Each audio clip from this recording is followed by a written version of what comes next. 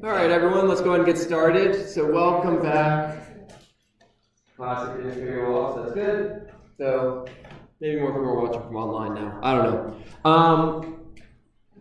So I sent out a couple announcements, and I'll continue to do so as things become relevant. So there's a couple things I'm still waiting on. So discussion section-wise, that is starting next week. I have not received the discussion questions from the other instructors yet, but once I do so, I will upload those. There will be an assignment on web courses called Discussion 1. I updated some details in the syllabus, namely that as far as the discussion sections are concerned, the grading is 25% as attendance. So if you show up to your discussion section, there you go, 25%. The other 75% is completing the discussion questions. During the discussion section, I've asked the TAs explicitly to actually work through the problems. So guaranteed, if you go to the discussion section, not only do you get the attendance, but also they're going to work through the problems in front of you all, and you'll be good to go there. So there's that. Again, once I get those questions, they'll be posted hopefully by tomorrow. The other thing I want to point out is I've tried to reach out. So I mentioned I have my office hours, I have email, but I've been trying to reach out, and there's two things I'm still waiting on as far as additional supports for you all. There is SARC, which you are familiar with. Their schedule, they said, will be posted next week. They don't have anything definitively, but hopefully they should have something that lines up with our course. They usually do.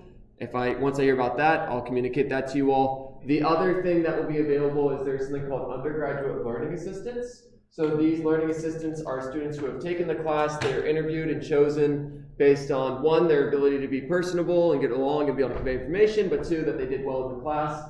And so they also have a help room over in Physical Sciences building. They're working on the schedule still, but that help room is almost staffed pretty much from the morning to the evening, and the students in there are very capable of physics and should be able to help you with any problems as well. So if you're not able to make it to my office hours and you're stumped in any problems, you should be able to jump on over and ask them questions as well. The schedule, once I get that, I'll communicate that as well. So, a couple points there. Otherwise, I also told you all you want to get started on that problem set sooner than later. So basically, a rule of thumb is the problem sets, remember I showed you all, let me go ahead and open one up. Problem set 1. So I have the solutions already all in here.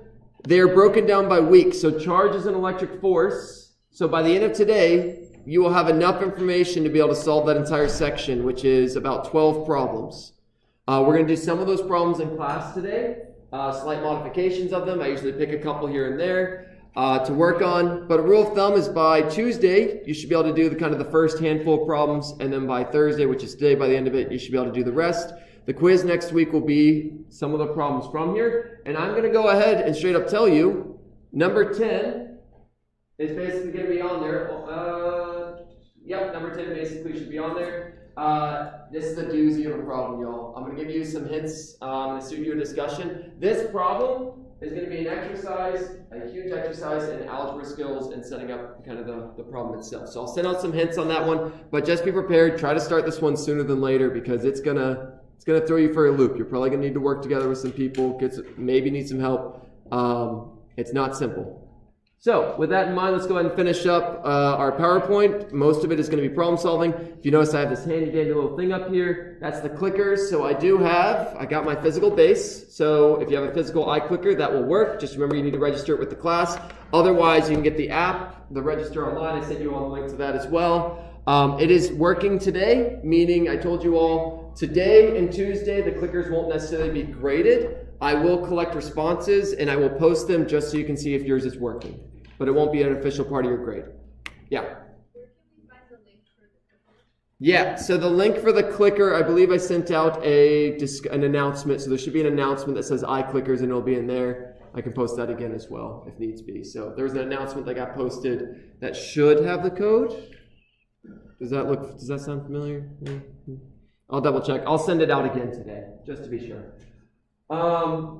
So last class, just to give you a recap of what we covered what charges were. We started with Coulomb's law. We introduced the equation, but we didn't apply it yet. And we talked about how charges behave when you have insulators and conductors. So we specifically talked about what happens when you bring a charge near an insulator or bring a charge near a conductor. And the punchline is basically whatever charge you bring, it's going to push. So the electrons are the ones that are going to move. If you bring a positive, it's going to pull the electrons closer, ultimately resulting in it attracting to it. If you have a negative charge, it'll push the electrons away, but the story will be the same. It'll still attract. And the problem set, there's a problem where instead of just bringing them near each other, I charge up something, so here's my charge, and I actually touch it to the object. So for example, maybe I charge up a balloon, and I touch it to the object. The difference there, compared to the ones we talked about before, is because they touch, the charges are now allowed to transfer. So say I have a beautiful balloon, see my sweet drawing skills here, and I charge it up. Let's see, keep it consistent and say it charges up with electrons, and I bring it over to another object, and I actually touch it. What's going to happen there is some of these charges from the balloon will jump over to this other object. They'll actually physically transfer because they can touch, they can move over. And so when you separate it, you're going to be left with some charges on here, and then the rest will be over on the other object. I'll leave the rest of the thought process up to you to solve the problem, but I just wanted to mention that since that's going to show up. And I had to specifically mention what happens when objects touch. When they touch, they transfer charge. All right. So today we're going to be doing some clicker problems and then some numerical problem solving. So recap, there's the equation for Coulomb's law. We have our K, which is 9 times 10 to the 9, times charge 1, times charge 2 over the distance. And I thought I had fixed this, but I guess not. Squared. That 2 is in the wrong spot. I thought I had fixed that. My apologies. Distance squared. Make certain you have that squared. I put it in all caps, bolded on the bottom for that reason. And then I showed you all this picture to just show that it doesn't matter where they're facing. If they're two positive, repel, positive, negative, attract. This is actually going to be a test of this first clicker question. I'll go ahead and start it. It says the charge of sphere 2 is twice that of charge 1. And it says which vector below shows the force of 2 on 1. So something should ideally pop up in a second. Well, okay, great. Don't know why I did that. Oh, that's why. It's sending the problem to your screen. So that's the nice thing with the digital one. If you all have the app on there, it'll actually send you a picture of my screen if that's hard to see. Here you can see the force of 1 on 2 is pushing it away because they're positives and they repel. So the question is, what's the arrow going to look like on this charge 1 here? Is it going to be pointed to the left? Is it going to be pointed to the right? And how big will that arrow be? So it's kind of actually a combination of physics 1 and physics 2. And specifically, one of Newton's laws is going to be important here. If you don't know, that's okay. That's why we're doing this problem, is to help you remember. There is something special about forces on two objects. If you have any two objects, and one is exerting a force on the other, there's some relationship that is very important in physics. So I'll give you all about 10, 15 where I see some responses coming in, so great. Again, the reason I have these questions is to give you opportunity to think and also to give me some feedback on what you all currently understand. If at any point I see people miss a question, a lot of people miss it, gives me some good feedback that I need to spend some more time on that, and maybe I'll give another one, give some more clarification, so on and so forth. So wait about 10 more seconds. There's no math involved here. The clicker questions in general don't really have any math involved because I want them to be quick so that we don't get too hung up on them. All right, and we'll cut it at 1:35. So 4, 3, 2, 1. All right, so let's see how we did. Okay, so we got a variety here. Most of us did a great job of recognizing that it does point away. They're going to repel. Remember, two positives, opposites attract, like charges repel. In this case, I have like charges. They're both positives. So it's definitely going to be A, B, or C. We can knock out D and E right off the bat. Now the question is it bigger or is it weaker? And this is where your physics 1 knowledge comes in. Newton's third law. For every force, there is an equal and opposite. The key word there is equal. I guess opposite's also relevant here because it's going to be the opposite direction. So this one, even though it's smaller, is going to be the exact same amount. And that may seem weird to you, but that's how the universe works. The gravity is pulling you down. You are actually pulling the earth just as much as it's pulling you. Newton's second law, though, says force, mass, and acceleration are related. So if your mass is way less, your acceleration will be way less. If your mass is way more, your acceleration will be way less for the same force. But this is really important. Doesn't matter how big. This second one could have been ginormous. Could have been this big and had all the charges in the world on it. And we could have had this tiny little thing right there, and it still would have been the same. They still would have been equal and opposite because of Newton's third law. So, quick kind of recap there, but good to remember that. All right, now we're going to explore the equation without numbers in it. We're just going to explore how the equation works. What happens if I tinker with this equation? What happens if I change just one quality of it? So this problem says, and I'll go ahead and start the poll in case you have an idea what the answer is off the bat. Based on the equation, which is Coulomb's law, F equals K, Q1, Q2 over R squared. What happens if Q1 doubles? Everything else stays the same. I have two charges. They start like this. Here's one, here's two, and then I make this one on the right twice as big, or, let's make Q1 the first one, just to not confuse anyone, but it really doesn't matter which is which. Let's say I do that. What's going to happen to the force if I double Q1? Using that equation, what happens if the value of Q1 changes? What happens to F? Give it a shot. This stuff is useful because if you can understand how the equations work without a bunch of numbers to plug into them, you're going to have a better idea of how to solve problems when you do actually have numbers. You're going to have a better idea of the conceptual understanding. It's kind of like a car, being able to predict what will happen if your tires get twice as big. What's going to happen? Is it going to be harder to speed up? Is it going to speed up better, or is it going to be harder to speed up? The better you understand your tools, the better off you will be. So, give you all a few moments on this. Again, it's kind of a conceptual one. There's not too much math to do. There's not really any math to do here, as far as actually using a calculator is concerned. So we'll go to 1:30, so 10 more seconds just to see what you all think. And it's not penalizing you if you get this wrong. And even once we do have them count, only 25% of the points is getting it right. So, all right. Let's go ahead and stop it, see what we think. Ooh, nice work. There we go. So we got the right idea. I want to show you all, because this is going to, I started off with a simple one, but just to show you what's going on here in case you were confused. So here's our original. Let's write that up here. The OG, without anything done to it, there's my force. Now, let's fiddle with it. Let's change Q1. They say it doubles. So K, that's staying the same. It says nothing happens with K. K will stay the same. It's called a constant for a reason.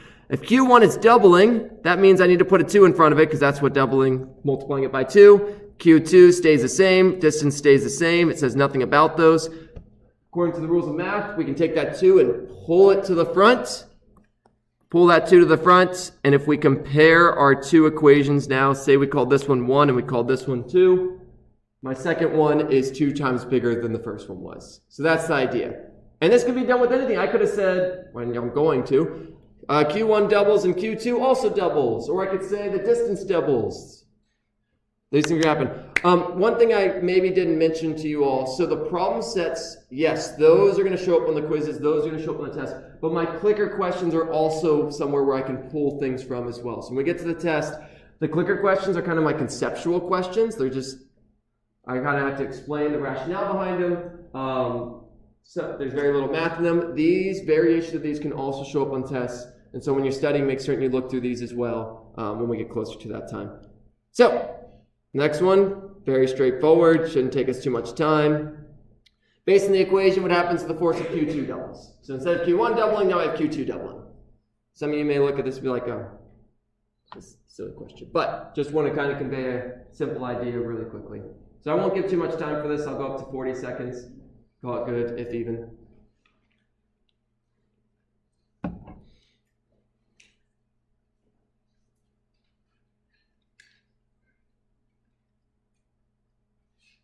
But we're going to use that same process to explain it. I'm going to write it all out again. I save myself some time. So 94, I think at 95, and 40 seconds. There we go. All right. And great, we did even better. Phenomenal. So just to show you all, in case, it's always good for me to write a little bit more than less, even if it's downright obvious. Same thing here, y'all. The only difference, and the reason I did this is just want to remind you all the rules of multiplication. Doesn't matter which one's changing here. Q1 can change or Q2 can change. At the end of the day, I can still pull that 2 out to the front, and it's still 2 times bigger. So, doubles. Fantastic. Probably should have circled that in the last one too, in case anyone looks at this later. All right.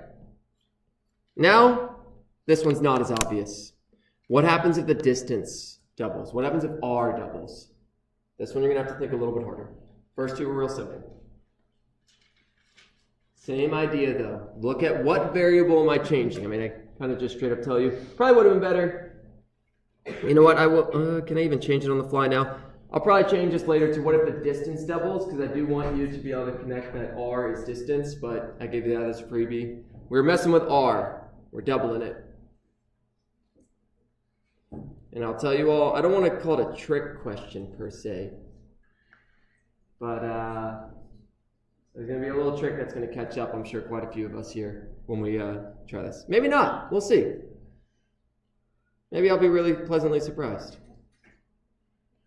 It's no insult on your all's intelligence. This is just a lot of people make it's a small little thing we have to know, which is why I gave this problem. Wait till 1 minute.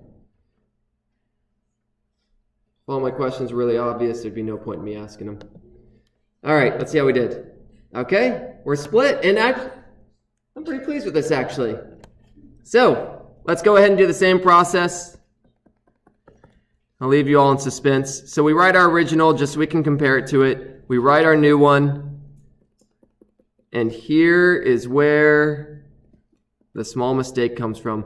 R is being doubled, so yes, I do need to put a 2 in front of it, but that whole thing needs to be squared, and that's what's going to throw some of us off. We have to be careful if something's being squared, and here you just make up numbers. Let's just make up numbers to explore why that is. Let's say R was 1. What's R squared going to be? 1, spot on. Now, let's say we doubled it then. We doubled R. So 2 times 1 is 2. So if I square that, I need to square that whole thing, and that's going to really throw things for a loop. So that means 2R squared is actually 4. And if you compare these two numbers, now it's 4 times bigger because that's squared. So when I pull that to the front, so it's in the bottom, give myself a little bit more room. So we pull that. Let's just write every step. 4R squared, we pull that 4 to the front. It's on the bottom. It needs to stay on the bottom. So, small little thing there, but whatever happens to distance gets squared. Distance has the biggest effect on the force due to charges. This is why you do not feel the force of the table until your finger gets really close to it and pokes it. When you're poking a table, it's actually, your finger's not going through it because of this force. We haven't really mentioned that yet. But when you think about it, it's not gravity that's keeping your finger going through this table. It's not gravity that's keeping your butt, well, gravity's pulling you down. But your chair's pushing up on you. How? Well, your chair's made of electrons and protons. Your butt's made of protons and electrons. Those electron clouds, when they get close enough, that distance gets small enough that that force eventually becomes such that you stop moving. So whenever you touch something, the reality is the electrons just got close enough to repel each other, and they can't get any closer easily. All right. This is not going to be tested, so don't feel like you need to write this down. I just want to mention this really quickly, so don't feel like this. You don't need to write this down. I'm not going to test it. If you want to know it for the fun of it, go for it. This value k that I've been using the whole time has a real-world significance. Specifically, it can be rewritten as 1 over 4 pi epsilon naught, and this epsilon naught is the thing that has a real meaning in the real world. Epsilon naught here is the permittivity of free space. Sounds like a really fancy word. It basically means how easy or difficult, depending on your perspective, it is to make an electric field in a vacuum. So the reason I mention this is every problem we're considering is imagining we're in a vacuum. And you can keep with that assumption that you're good to go. Meaning vacuum, no air, no nothing. If you're in different materials, this value of k does change because the permittivity, how easy or difficult it is to make an electric field changes. Just want to point that out. You're not going to have to deal with it, so don't worry about it. But wanted to mention that to you all just so you're like, where did this k come from? If anyone was actually curious, here we go. All right, I've already mentioned this problem-solving strategy, but finally we get to actually use it with the big boy and big girl problems, ones where we actually plug in numbers. We are going to be using this all the time in this class. Whenever you are stumped on something, this is what you're going to want to use. And I really want to emphasize, all the steps are important. All the steps are important, but the one that often gets the most neglected is drawing a picture. Pictures are great. Pictures show a lot of information in a nice visual way. There's a reason most of your brain's processing power, out of all your senses, is devoted to vision. Vision takes more processing than what it takes to listen, than it takes to feel things, because there's so much information you get visually. That's just how our bodies are designed and the world kind of works. So, draw a picture if possible. It's not always going to be relevant, but you notice that a lot of these problems I have, the last few I didn't. I did for the first one, actually. Identify the givens, identify what you need to solve for, find the equations that relate those things together, and plug and chug. Some of these steps will take longer, some of them will be very quick. Generally, step 1 and step 2 are pretty straightforward. Step 3 and step 4 is where the nitty-gritty comes into being. But whenever you're stumped, go through these steps. It'll help you out. And if you're ever like, man, I'm missing something, sometimes you have to go back to step 1 and be like, did I miss a given? Did I miss something that was hidden in the problem? And that may be the case. So, really useful problem-solving process, and I'm going to use it again and again and again and again in this class. So, another clicker question. How much hints do I want to give before I have you all do this? Let's just wing it and see what happens. Take your best shot. What's the direction of the net force on the charge in the bottom left? So, in this picture, I have 4 charges in a square. This top one's a little beefier than the rest. And I'm asking, what is the force on this charge here? I will straight up tell you, I haven't quite shown you how to do these problems yet. So this is one of those just to try it for yourself, see what your gut reaction is, see if you have any ideas, explore it. I will, of course, explain how to do these problems, and one of the problems we're going to do today will actually be doing some numbers involved with this and learning how to add vectors numerically. But this is kind of how to add vectors visually. So, think about it, try it. Worst comes to worst, you get it wrong, and nothing changes in the world. Yeah? Is the one to the right of it and the one above it supposed to be equal distance? Yes, yes. Imagine, yes, that is a great question. I'll label that. Let's say this distance is A, this distance is A, just to make it a little bit more clear. That's a great question. And my A's sometimes look like Q's.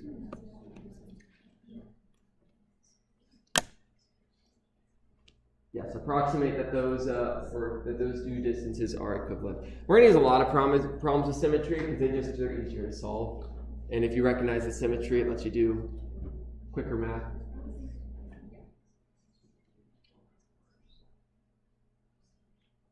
All right, I'll give you all about 5 more seconds just so, again, if you want to check if your clicker's working. Cool. All right, let's see what we got. See how we did. Yeah, pretty good. There you go. Look, your all's intuition. I didn't even teach it to you and you know what to do. But let me unpack it just to make certain you know why your answer was correct. So, whenever we have multiple forces acting on something, we consider one at a time and then we add them all together. So, to start off with, we're basically going to pretend like these charges on the right don't exist. We're just going to look at that top left, bottom left. And we're going to say, all right, which way is that force pointed? It's pointed, they're opposite, they're away from each other, they're positive, so they're going to repel. Great, it's going to point down. All right, let's pretend like these two don't exist. And you know what? Let me make things a little easier. We'll call this one 1, 2, 3, and we'll call this 4. Let's label our vectors. So this is force 1 on 4. That's my notation I'm going to use. F1, 4. Force of 1 on force 4. All right, let's do the force of 1 on 3. So we pretend like these two up here don't exist, and we look at them and we say, all right, they're opposites, they're going to repel, so this one's going to point to the left. And we'll call that F3, 4, for the force of 3 on 4. And then we have one more to do. We pretend like that one doesn't exist, 1 doesn't exist, 3 doesn't exist, and we say, what's the force of 2 on 4? And we draw an arrow. And these are all approximate at this point, thankfully. How big these arrows don't necessarily matter. It is worth noting that I made F3, 4 and F1, 4 the same size. Same charges. This one's the same size as that one, same distance, so I made them the same size. This one's a little funkier, and honestly, I'd have to have numbers to do it justice. This one seems to be twice as big, but the distance is a little funky because it's a triangle. So, whether or not this one should actually be, it's really hard for me to say, but, I'm going to put it approximately the same size. Reality is I'd have to use some numbers to get that, but let's just say that for now. It's not going to change the answer, so it doesn't really matter for this problem. Force of 2 on 4. All right, so I have 3 vectors. And this is where I want to remind you all how you add vectors visually. There's ways to do it mathematically. We're going to get to that. But how do you add them visually? So I have this one, I have this one, and I have this one. The trick to adding vectors visually, tip to tail. The tip is the part with the arrowy, and then the tail is the other side. So pick one to start with. It doesn't matter which one you start with. I'm going to start with the one going to the left. So we start with that one. Great. Now I take another vector. Let's take the one that's going down to the left, and I put its tail, or I put its tail at the other's tip to tail, tip to tail. Just, it doesn't matter the order. You can try for yourself and see what I mean. And then I put the last one there, tip to tail. And what's my final vector? Well, I start at the beginning, I find where I end, and I draw a beautiful, what color do we want to do? Green. Green's nice and satisfying, right? There you go. That's my final vector. That's how you all add vectors visually. No math required. Tip to tail. Put tip to tail, tip to tail, tip to tail. Find the end, find the beginning, draw an arrow. And that's what your answer was. So that's a helpful little technique when you're doing problems. If you want to make certain your answer came out correctly, you can draw the vectors, do this tip to tail thing, see which way it should be pointed, and at the end of the day, see if your answer actually matches that when you do the numbers. All right. So let's try this one now. And you can use that same technique. You can either go with your gut reaction, gut feeling, or you can use some symmetry, or you can do that tip to tail. You got all sorts of options. But same idea. Consider 2 charges at a time. So pretend like the negative one doesn't exist and see how the positives react. Pretend like the negative doesn't exist. See how the 2 positives react. Draw those arrows. Then either do the tip to tail or utilize symmetry to determine which way it's going to point. I'll talk about both when we get to, once I get some responses. So I'll give you all till about, we'll see where we're at in a minute. Most people haven't responded then. I'll give longer. So if you need more time, don't worry. I'm cool with spending some time on this.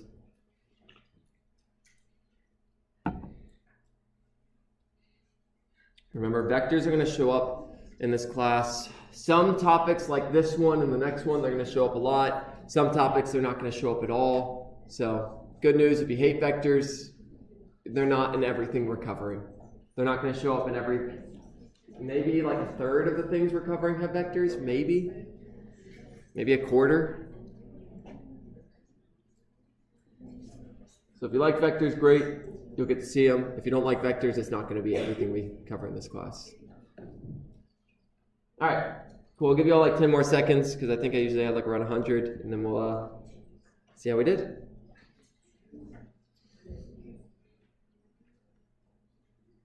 All right. This one was a little tricky. Okay, nice. Pretty good, y'all. Pretty good.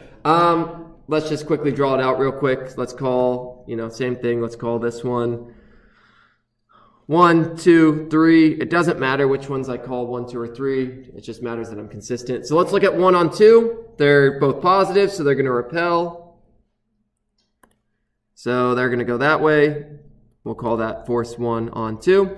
And then we ignore the positive one, and we see the force of 2 on 3. Well, those are opposites, so they're going to attract. Let's move that 2 out of the way, because it's... There we go. And I need to make certain I have some symmetry here, because according to this picture, these arrows should be the same amount. And here's where I mentioned, I've used the word symmetry. Let's be consistent. Force of 3 on 2. Symmetry here, we notice that they're both pointed to the right. One is pointed up, one is pointed down. I'm going to do the tip to tail first, and then I'll talk about the symmetry there. So I draw my one that's going up at an angle. I draw my one, so that's force 1, 2. And then I draw my one that's going down, tip to tail, force 3, 2. And then I draw my final vector from where I started to where I end, and it is directly to the right. The symmetry here, y'all, is that this one is pointed just as much up as this one is pointed down. So the up and downs cancel. They're both to the right, so those to the rights are going to kind of add up and reinforce each other, but the up and downs cancel. Remember when we actually get to the math, up is positive, down is negative, to the right is you're always right. To the right is positive, to the left is negative. So when you're adding vectors, we treat negatives as to the left and down as negatives. We treat up and to the right as positives. We love symmetries in physics, and problems like this are real nifty because if you know what's going on, you can already recognize that and you're going to see this when we get to some math problems. There's specifically a problem with a quiz where you can utilize symmetry to make your life a little easier. But when we were doing this, if you were doing this numerically with actual numbers in the problem, and you split these into x and y components, you would recognize straight off the bat that the y components cancel, and you don't even have to do the math there. You know it's going to be 0 based on just understanding conceptually what's going on. Yeah? Does that also mean that hypothetically, charge 1 and 3, moves up? It wouldn't matter. Exactly. That's a great question. So the question was, if I move this positive charge, maybe I move it up, but I move the negative one just as much up? Yes, you are completely correct that they will still have that symmetry to them, and the net force will still be to the right. However, as they get closer, those arrows will get longer, and so my net vector would get bigger, but it would get bigger to the right. Yeah. So the force would get stronger, but to the right. The ups and downs would still cancel. Great question. All right. Let's see. We're done with all the clickers at this point. Nope, one more. One more. All right. The question is asking, I have a positive charge and a negative charge. I called it capital Q here, called it negative Q here, and then I have a little negative Q far off to the right. So my positive charge is to the left. My negative capital Q is slightly to the right of that, and then my negative Q is off in the distance. What is the net force on negative Q here? What's the direction of that net force? Is it up, down, left, right, or 0? So slightly different than the other ones, but same principle applies. You just have to, you can tell here the distances are different between that positive charge and the little q and the negative charge and the little q, and you just have to decide, does that matter? And if so, how? How does it matter? What impact does this have on this problem, if any?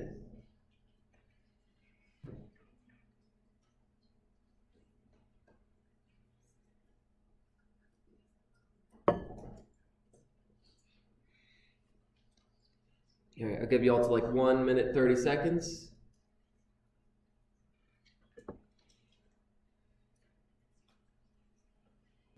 The good news, we're on a pretty good pace, y'all. We'll have the rest of the class to do some numeric problem solving. The numeric problem solving takes the longest, y'all. It just takes a while to do these.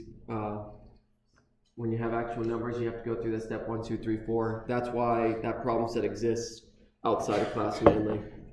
All right, let's see what y'all got. All right, so we got some variance here. Let's see what happens.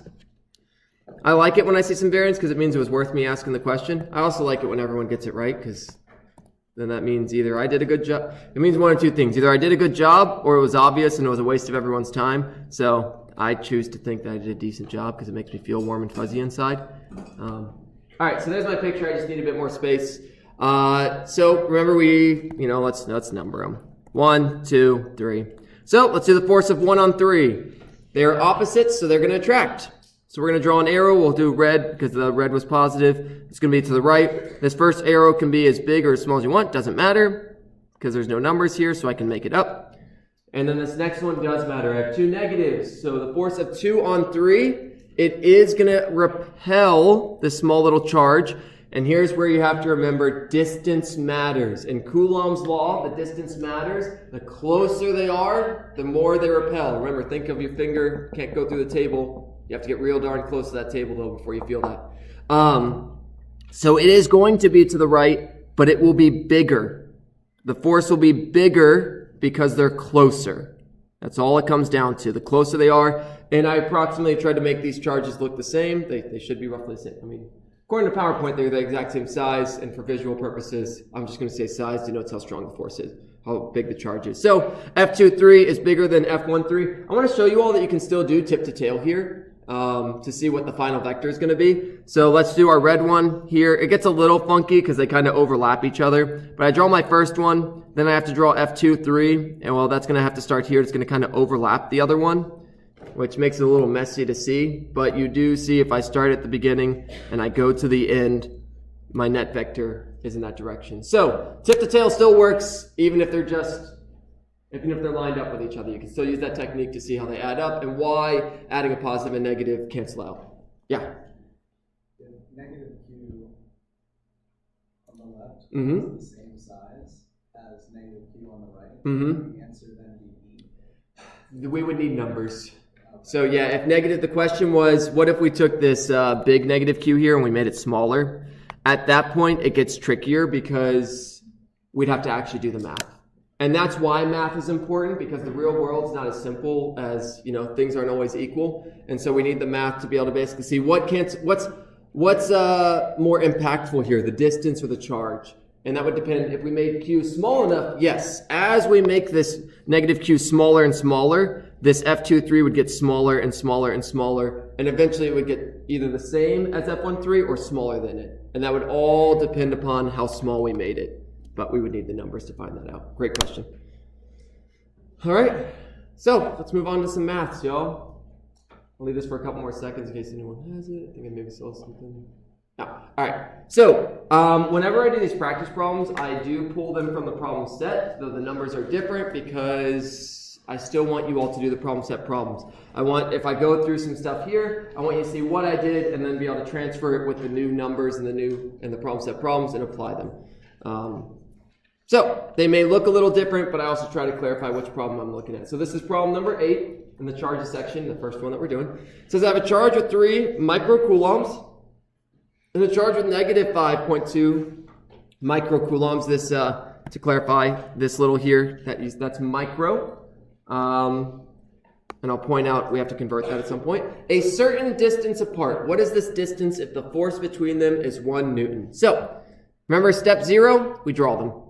And because I can color code it, I will. This problem will likely end up I tend to run out of room on my PowerPoint, so this will probably end up running into the next page. So there's my positive charge, 3 microcoulombs. And the negative one, it doesn't say exactly, it doesn't say if it's above or below or left, right, so I can choose wherever. It just says they're a certain distance apart, so I'm just going to chuck it over there. And we're going to call that negative 5.2 microcoulombs. And we know the force between them is 1 Newton, so, we'll draw some forces on there too. Why not, right? There's the force equals 1 Newtons, and you know what? This one's force is also 1 Newtons. Remember Newton's third law. So there's our picture. Beautiful. Just to help us visualize what's going on in the problem. Step 1. So we did step 0. We drew a picture because we could. Step 1, identify the given. So, just to show you all that doesn't matter, I'm going to call charge 1 the negative 5.2 microcoulomb. That may make people uncomfortable. I particularly picked it, ideally I probably would have picked the positive one. It doesn't matter though, and I want to make the point that to you all. It doesn't matter which one's 1. It doesn't matter which one's 2. It's multiplication. 2 times 3 is the same as 3 times 2 when we plug them into the equation. So I'm particularly making this one slightly uncomfortable to make a point. So let's call Q1 the negative 1, and let's call Q2 the positive 1, because it does not matter which is which. And while I'm doing this, when you're identifying the givens, I recommend, not only do you write down the givens, but I recommend you convert them to base units. Remember, that was one of the first things I said we've only had one class so far. One of the things I mentioned is you have to use base units.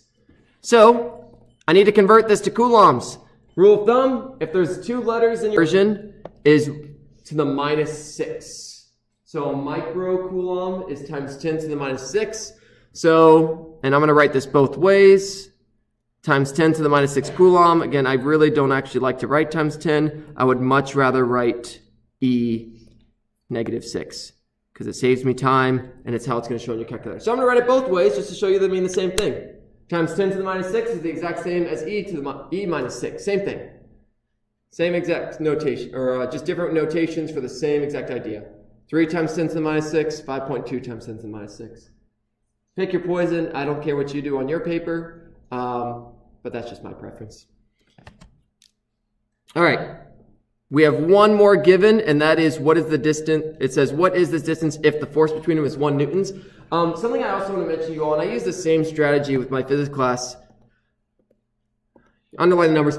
The units tell you what they are. So if at any point you're reading through a problem and you're like, I have no idea what this is, that's what units are for. Remember I told you all, if you don't have a unit, a number is meaningless. If you do have a unit, now it means something. So I knew those were charges because they had coulombs after them. I know that this thing has newtons, and I remember because I've done too much physics in my life that newtons is force. And so even without reading that, it says the force between them is 1 newton. But even without reading that, I know it's force because it says newtons on it. So it's 1 newton. And yes, I drew it on my picture twice, but you only need to put it down once. You only need to do one multiplication thing here. I put it twice to remind you, well, 2 reasons. 1, to show you that you only need to use it once. 2, to remind you all that it's equal and opposite. So step 1, done. We've identified all our givens. Write my E here a little nicer. Step 2, what are we solving for? It says, what is this distance? So we've only used one variable for distance in this class. We kind of think, yeah, I know distance can be x or y or z or r. Think the context of the problems you're solving. We so far have used r. So if you put x or y, you'd end up having to go back, but we are solving for the distance, which so far has been r for our purposes, and it will continue to be r. If it ever changes, you just have to recognize what kind of problem you're solving. This is a force problem due to electric fields, and there's going to be an r shows up. Speaking of which, what equation are we going to use? Well, we only really have one equation currently. So our life is pretty simple. It's going to get messier as time goes on. We're going to have more equations. But for now, we only have one. We have k times q1, q2 over the distance between them squared. All right. So this is a fairly straightforward Coulomb's law problem. This is about as simple as it gets numerically. It's not quite as simple as it gets. The easiest type of this problem is I give you Q's, I give you R, and I say find the force. That's as easy as it gets. This one you have to do a tiny bit of algebra, which is why I chose it, just because slightly more difficult. So again, I warned you all I'm going to have to go to a new slide. Don't worry, I'll copy all that nonsense that I just wrote down and move it over there just so you can still see it. Yeah, even the picture. Well, I said I'd copy it. Maybe I won't. There we go. I did a terrible job. All right, so copy all this over. And the last step is plug and chug. We're going to have to do some algebra here. And I warned you all, it's going to show up for good or for bad. You are going to have to do algebra in this class. So, step 4, plug and chug. And you just take the numbers from step 1 and you put them into step 3. So what's the force? 1. What's k equal? 99. Super nice number to remember, 99. That's a given as well that you always, that's one that just kind of, k is always that, always. You don't have to give it in the problem because it's always that value. All right, then we put in our Q1, which I purposely made a little uncomfortable for you all. All right, here I want to point out something to you all, and I probably should have had this before. When you plug in your charges here, I recommend you put absolute value. I recommend you put absolute value, because if you put in a negative here, I'm going to straight up tell you in this problem, there's going to be a math operation where it's going to say, it's going to give you something crazy. So when you plug in charges, you can ignore if they're positive and negative regarding the math. The reason we need to know if they're positive or negative is whether or not they attract or repel. We can do that without the math. So when we actually plug them in, don't put the negative in there.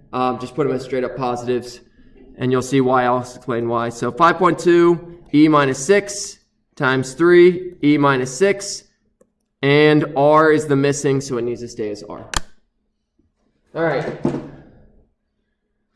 So maybe I should have done the algebra first. Maybe I shouldn't. It doesn't really matter. I will tell you, the farther along you get in physics, usually you want to get the variable by itself before you plug in numbers, because it ends up being a little easier. But for now, I already plugged in numbers, so we're just going to suffer through it. Oh, that is devastating. My calculator is dead. All right, so you're going to have to give me the answer for me. I believe in y'all. So I'll get it all set. Let's work through it together, but you are going to have to give me the answer, and we're going to know when it's the right answer. It is very hard for more than one person to get the same wrong answer. So that's a good technique when you're working on problems with people. If you have more than one person, you all get the same answer. It's a pretty good indication you got the right answer.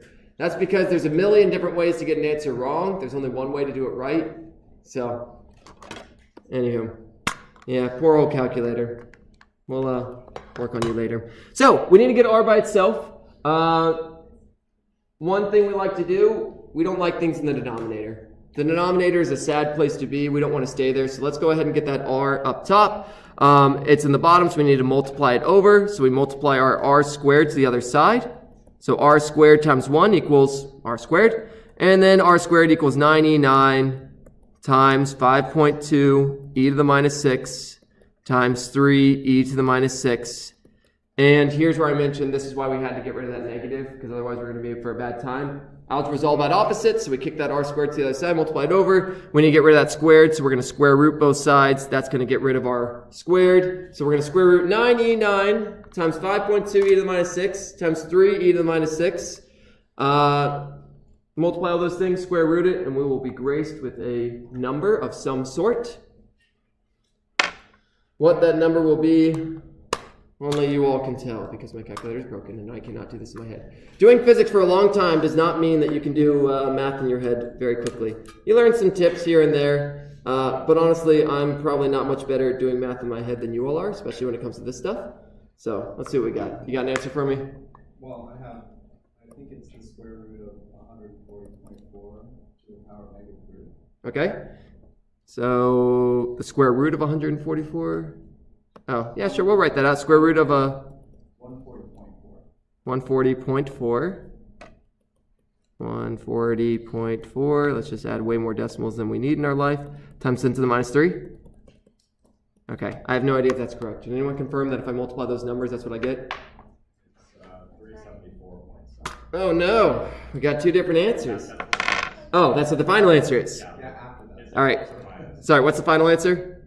Plus or minus 374.7. 374.7. And are we happy with that answer?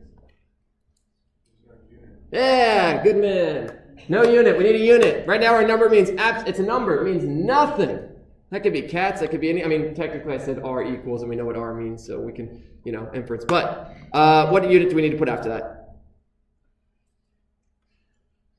Yeah, it's distance. Our units for distance are meters. Spot on.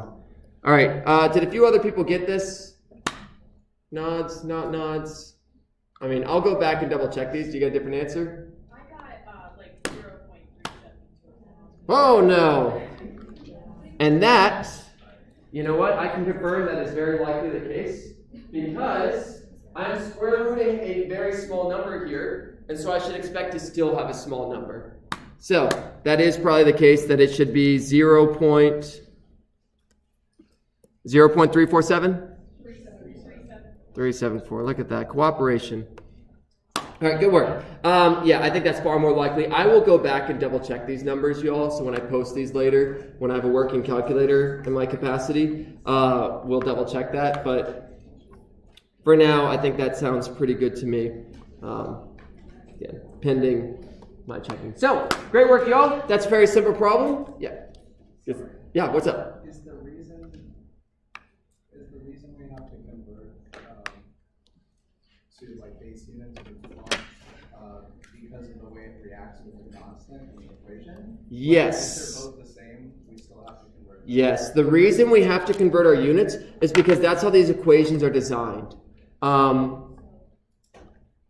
It's kind of like you can't just put oil in the ground into your car.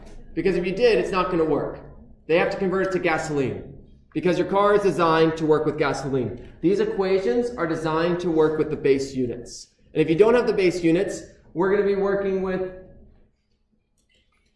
if you decide, I'm going to use meters in the bottom, but I'm cool with microcoulombs up top. Well, what if someone else says, I'd rather use nanocoulombs up top?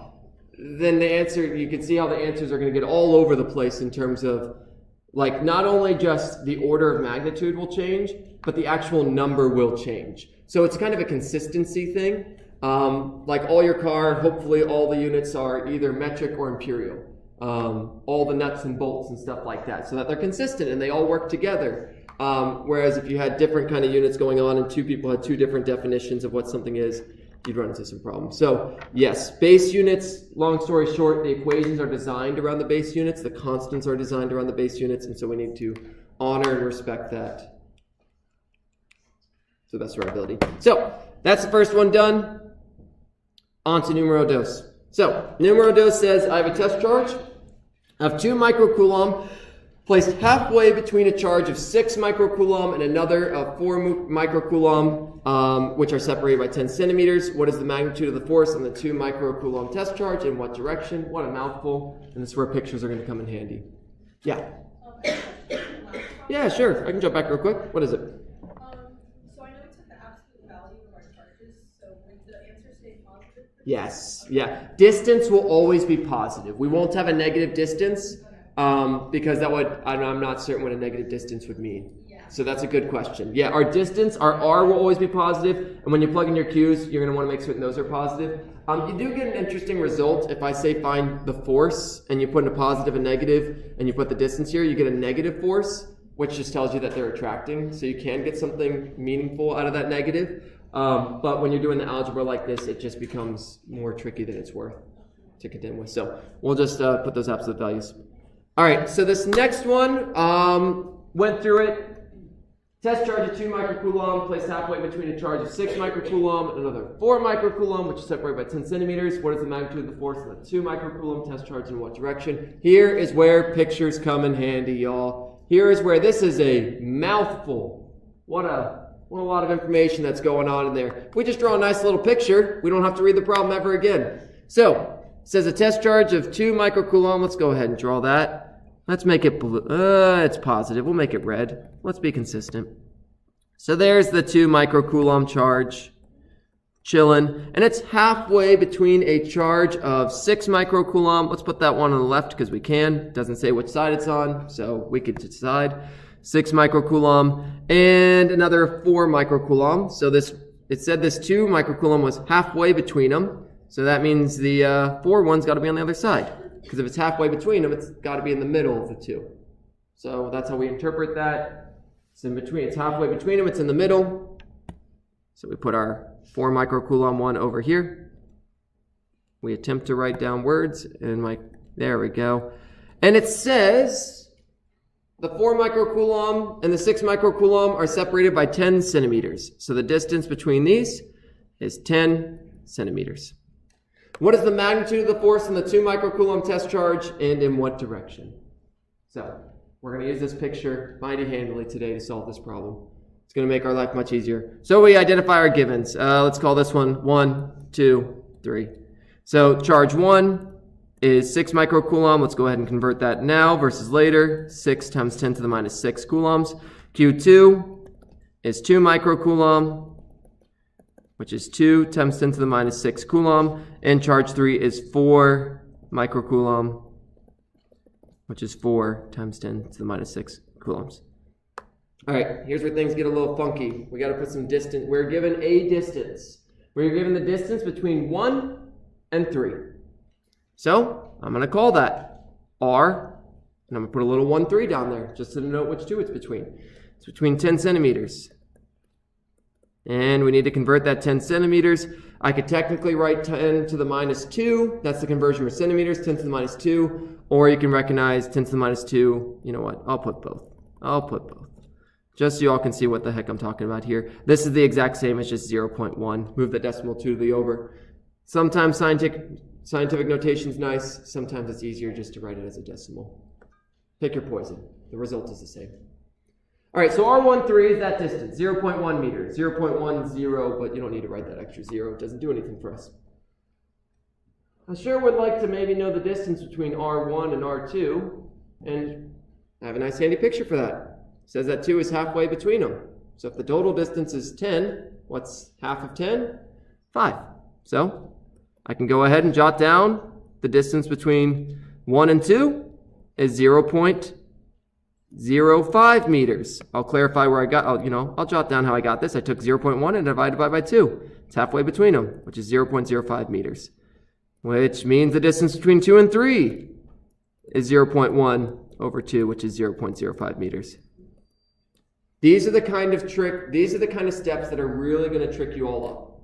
Identifying, so you're going to see later why I did this. Eventually I know I'm going to have to find the force on 2, and to do that I know I need to find if we remember our equation, there's a distance involved, the distance between charge 1 and charge 2. So I recognize I'm going to need that distance at some point. Maybe you get to step 3 and then you go back and realize you need to find that. I preemptively saw into the future and recognized I needed that. But I'll point out when we get to step 3 that there would be kind of a flag that would make you realize, oh, I need that distance. And then you get it from the picture, because the picture's right there. I don't have to read through that problem and try to visualize everything in my head and make my brain have to work really hard. I can just draw a picture, save myself some effort. So I got a lot of givens here. That seems to be every number in the problem, so that's a good sign that we have everything down. It's not always the case, but pretty good sign for now.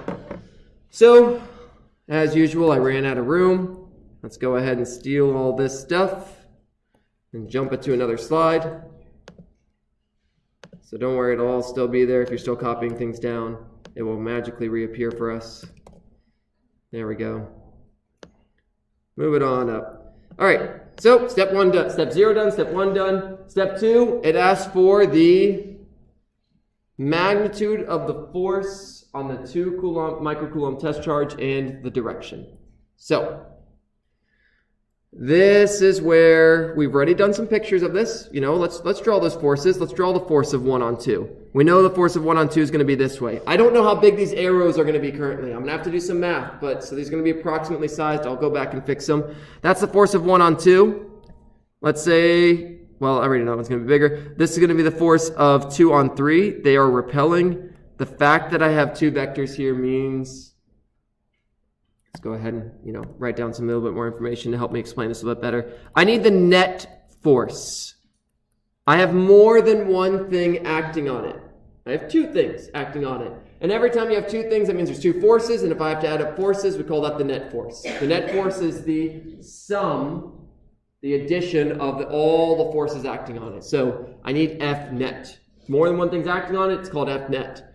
And so towards that end, to get F net, there's 2 equations we're actually going to write down here. What is F net? Well, I just told you it's the addition of both vectors, which means it's going to be F12. And this is where I have to make a decision and decide which is going to be the least confusing for you all. I told you all it's an addition of 2 vectors. So I am adding F12 and F23. You know what? Here's how we're going to do this. This will be better. So I am adding them, but which way is F23 pointed? It's the left. And remember I told you all, to the right is positive, to the left is negative. We have to honor that. They're going to cancel each other out. So this F23 is going to be a negative. Why? Because it's pointing to the left. Left is negative, right is positive. We have to keep that in mind. So, if I simplify that a bit, it will be a subtraction. If F23 is bigger, my net force will be negative, which will say I point to the left. If F12 is bigger, that's a positive. It means it's pointing to the right. The math will tell us what the final result is, and unfortunately we can't predict it. Well, we can predict it actually. 6 is bigger than 4. That one's going to win. So we can predict it off the bat, but even if we couldn't, maybe there's too much going on, we'd be able to do it. The last equation we need is the same old, y'all. Fe equals K Q1 Q2 over R squared. And that's the force of 1 on 2. And you know what? Let's just write the one of 2 on 3 as well. Instead of it being Q1 and Q2, now it's Q2, Q3. And I have everything I need. Let's actually label, and remember I told you all you need those distances. I said I looked into the future and saw that I needed the distance between 1 and 2. That's because to calculate the force of 1 on 2, I need that distance. To calculate the force of 2 on 3, I need that distance. So I'm going to label those now, and that's why I found those distances previously. I knew I needed them in the future to calculate those 2 forces, which I knew I would need to add. So you may have gotten to this step and not realized you need those distances. Maybe you wrote this part down, but you didn't write these 2 down here. Well, you could go back to step 1 and be like, oh, I need those distances. Let me just quickly find those real quick. Okay, it's halfway between, so I'm going to divide those by 2. So let's put it all together. Step 4, let's put it all together. I'm trying to find the net force. We just said the net force is F12 minus F23. So let's put in the messiness. Q1, Q2 over R12 squared minus K, Q2, Q3 over R23 squared. And we are so blessed that we can solve this without having to do any algebra. We have all the numbers here. We have Q1, we have Q2, we have Q3, we have R12, we have R23. So there's no algebra, no working backwards to solve this. You just put the numbers in, type it into your calculator carefully, and get an answer, which I don't know what it is off the top of my head. Yeah? Why are we minusing and not plus? It's a great question. So that jumps back to up here. So we're going to add the vectors, but we have to remember that F23 is pointed to the left. And because it's pointed to the left, yes, exactly. So that's good to reiterate. F23 is pointed to the left, so we added a negative, which is the same as subtracting. Yep, so great question. You have to be careful. If I added these, then I'm saying that they're helping each other and these vectors are pointed the same way, specifically to the right. You're going to get an obviously different answer. 5 plus 2 is 7. 5 minus 2 is 3. 3 is not 7. Those are two different answers. So you do have to be very careful with this because it will drastically affect your answer. So honestly, at this point, again, I will go back later to these slides and add the number. I'm not too worried what the number is. At this point, it's just can you plug in your calculator. I'll write it out here with all the numbers in it so you can see what you would plug in. Later, I will again, upload these with the right numbers in it. But for now, this is what you would end up doing. 6e minus 6. I'm just taking the numbers from step 1 and rewriting them here. Don't forget the squared. Again, I've said it before. I'll say it again. I'll say it several more times. Do not forget to square the bottom. That is a classic mistake. After we've done all this work, it would really suck to miss the problem because you accidentally forgot to square the bottom. So please be careful on that, y'all. Here's the thing with these problems. There is a lot of steps. There is a lot of decisions that you are making. And if you know anything about humans make mistakes. And the more chances you have to make a mistake, the more likely you are to make a mistake.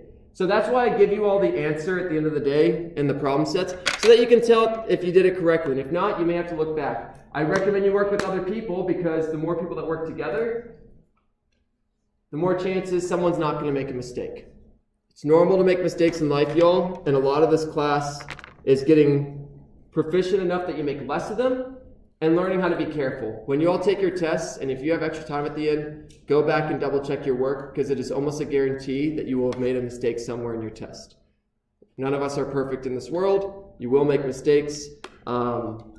If you have extra time, spend a little bit of moments. It's not fun to do, but trust me, you will identify something that you made a mistake on, as long as your brain's not absolute mush by the end of it. So there you go. So that's what you're going to plug in again. I promise I'll come back later and tell you what the actual number is, but for now, it's just a plug into your calculator thing. That's just math. That's just calculator skills. So let's jump to the last one and teach you all some a little bit more physics. While we're on this problem, I'm going to give you all, I told you all that number 10, I believe it's number 10. Number 10 in the problem set, charges number 10, is going to throw you for a loop. I'm going to read through it really quickly. I'm going to draw the picture for you all of what it's going to look like. And then I'm going to warn you there's a lot of algebra. So number 10, the one that's going to throw you for a loop, says there are two charges, Q1 and Q2. Gives you some numbers for them. And they're placed 0.5 meters apart and fixed in place. It says, where should I put Q3 so it experiences no force on it? I'll copy this problem so I can move it over so y'all can, in case I went too quickly there. There we go. Nice and small text that no one can read.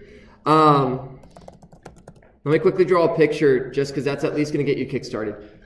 Because it's going to throw a lot of people for a loop, and I'm going to point out something key here. I have a Q1 right here. I have Q3 right here. It says they are 0.5 meters apart. And it says, where am I going to place Q3 so it experiences no force? You have so many options. You, in fact, have an infinite number of options of where to even try to place Q3. I could try to place it down here. I could try to place it over here. I could try to place it up here. That's going to be a lot of intimidating choices. But you have to just think, I need them to cancel. So just explore your space. Let's do something simple over here. Well, these two charges, let's call this 1, let's call this 2, let's call this 3. These 2 and 3, that's going to go that way. 1 and 3 are going to go that way. No, that's going to fly off into space. No matter where you put it in that general area, it's flying to the bottom right. So it's like, all right, well, I don't want it to go down. Maybe I'll try over here. All right, well, F13 is going to go that way. It's going to repel it. 2 is going to also repel it. Well, that's going to fly off to the right still. No matter how close I get to 2 here, they're going to both push it away. They're both pushing it away. So I need them to cancel out. There's only one area where they cancel out. It's here in the middle, y'all. That's one of the trickiness of this problem. It's going to be in the middle. Why? Because 1 on 3 is going to push to the right. 2 on 3 is going to push to the left. I have a chance for them to cancel out now. So my charge is going to be somewhere between those. And the last thing I want to point out to you all that's going to totally throw for you a loop, just like before, where I gave you the distance between those 2 ones, and I said, okay, the reality is we're not going to use 10 centimeters in this problem. That was just to help us find the distance from 1 to 2 and from 2 to 3. We said it was half that. Same situation is here. You're not going to use the 0.5. I mean, we're going to end up kind of seeing it in a second. Ultimately, I need this distance when I'm solving this problem. I need this distance when I'm solving this problem. Let's call this R13. Let's call this one R23, 32. Doesn't really matter the order. Spend a few seconds and see if you all can see that there is a relationship between R13, R23, and the 0.5. Just see if you can come up with the math relation in your head. Spend like 5-10 seconds thinking about it. I'll give it to y'all. Or someone can come up with it, that's even better. Yeah. So R13 and R23 added together is going to be 0.5. That's the key, y'all. This is what will really throw you all for a loop. For a lot of you, you'd spin your head bashing it on the wall, but ultimately when you draw a picture, it makes it a little bit easier to see. The distance between R13 and R23 together give you that 0.5.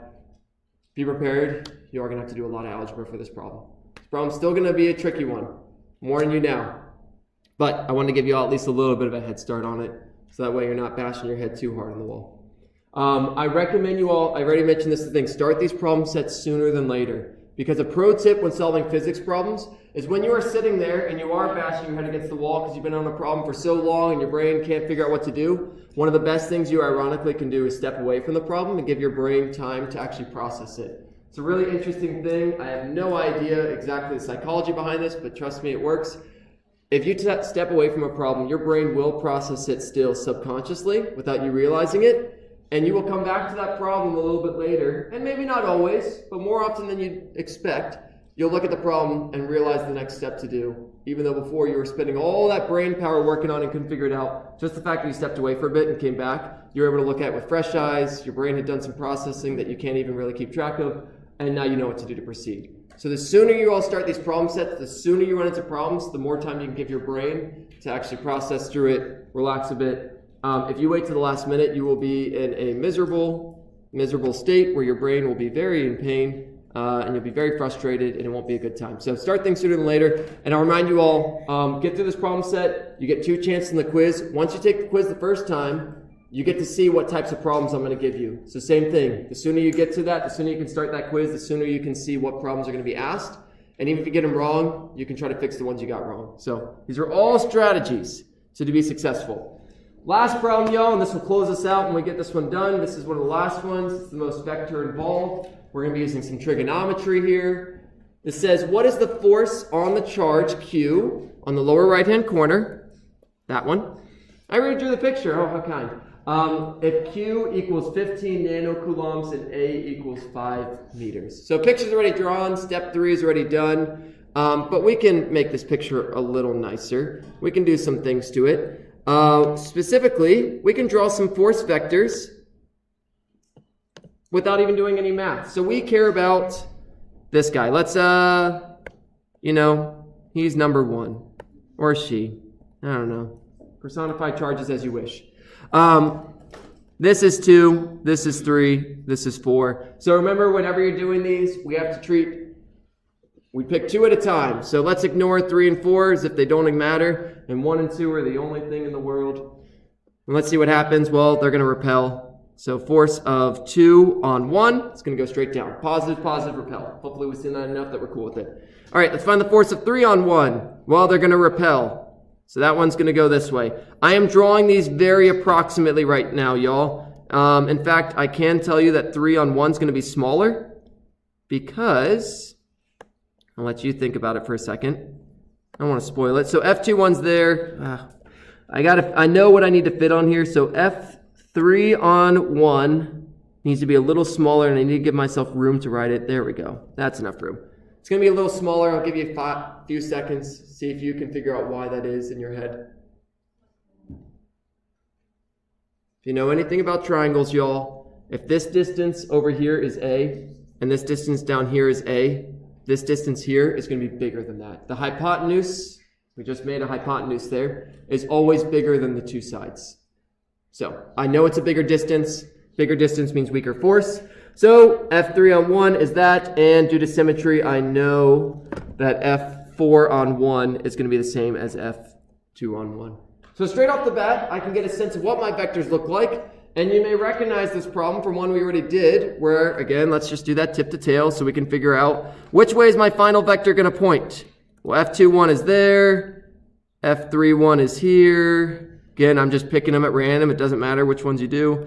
F41 is here, tip to tail, tip to tail, tip to tail. Find my beginning, find my end. My final vector is going to be pointed. We already kind of talked about this, the exact same as before due to symmetry. Down to the left. Great. So our final answer, we'll have an x component, we'll have a y component. It will be negative. The x component will be negative because it's to the left. That arrow is pointed more to the left than well, it's not pointing to the right at all. It's just pointing to the left. That's negative. It's pointed down. That's negative. So I'm going to get an x component, y component, and they're both going to be negative. So let's go ahead and start setting up this problem. New slide because I don't have the room. Do I want to steal all this stuff? Sure. I'll try to shove it all in there, but this is going to take a good amount of space. Well, I'll keep the picture here for make our brain not have to work as hard and make it easier for me to explain things. Shove it in the corner. All right. There we go. Beautiful. All is well in the world. We have our precious charges back, and they line up beautifully. All right, so step 0 done. Step 1, what's given? Well, Q1, they're all the same. Q1 equals Q2 equals Q3 equals Q4. Save myself some time and not write it 4 times. Just say they're all equal to each other. And there are 15 nanocoulombs. Now, we have 2 letters there. We don't like 2 letters. We got to change it to just coulombs. And if we go to that table, I put it one of the very first PowerPoints. Nano is times 10 to the minus 9. So if you see an N, it's times 10 to the minus 9. Nano is, if we talk about meters, to give you a sense of scale of how small this is, if these were meters instead of coulombs, we would be about an order of magnitude above, we'd be about 10 or 100 times bigger than an atom. So 1 times 10 to the minus 9 meters is about 10 or 100 times bigger than an atom is. So we are certainly very small right now. A, though, is quite large, just 5 meters. Hey, we got 1 letter. We're happy with that. We are trying to find, we have more than 1 vector. This problem says, what is the force? Now, we can't just write force, though, because we have more than 1 vector. It is going to be a net force. A net force, meaning I need to add up these vectors. And to do so, we're going to have to do a few steps. Step 3. All right, well, F net's going to equal F21 plus F31 plus F41, but unfortunately, we can't just add those vectors because they don't line up. They're not all X, they're not all Y. This is where you have to remember from Physics 1 that we have to break it into our X components and our Y components. We are going to need the X component of 4,1. And actually, it's a negative because it's to the left. So let's go ahead and put that now. 4,1, the X component's negative. X. We're going to have all the adjectives, and I'm totally not, let me move this down. I'm not going to have space for all this. To add vectors, you have to break it into components. That's something we did in Physics 1. And by we, I mean you. I mean, I did too when I took Physics 1, but that was a hot minute ago. we're going to have our minus f3, the x component of 3, 1, and we're going to minus the x component of 2, 1. Now, we are very blessed that one of these, without doing any math, we can recognize is going to disappear. So f4, 1 is pointed directly to the left. It only has an x component. It's only left to right. f3, 1, we're going to have to do a little bit of work to get that because it's at an angle. We're going to have to use some trigonometry. f2, 1 is pointed straight down. If you had to describe that arrow, it's not left, it's not right, it's 0. So the x component, without doing any math, we can just straight up say this one's 0. Because this point, well, I don't want to say the whole thing 0. f2, 1, the x component's 0. It's pointed straight down. You don't have to solve for that. There's nothing there. fy, we're going to do the same thing. We're going to have the, I'm going to write f4, 1y. Same thing. f4, 1y. It's only pointed to the left. There is no y component to f4, 1. I want to make that a little easier for you all to read when you look at it later, so I'll just cross out that f. It doesn't exist. I'll write it just so you can see that we're adding all the vectors, but the nice thing is we get to save ourselves some time. The y component of 3, 1 is negative because it's down. Down is negative. If you had to describe f3, 1 and you had to say whether it's up or down, you'd say down, hopefully. And then f2, 1 is only in the y direction. And then at the end of the day, we're going to need to calculate all these forces, y'all. We're going to need to calculate force of, so I'm just going to write the general equation here. K, Q1, Q2 over R squared.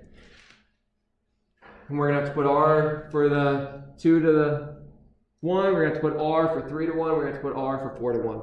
So, let's go ahead and get cracking on this. We have 5 minutes. So again, I'm just going to kind of get it all set up for you all. I'm not going to actually plug it into a calculator because that's the simple part, but I will upload it later with the right numerical answer so you can see if your calculator skills are top notch.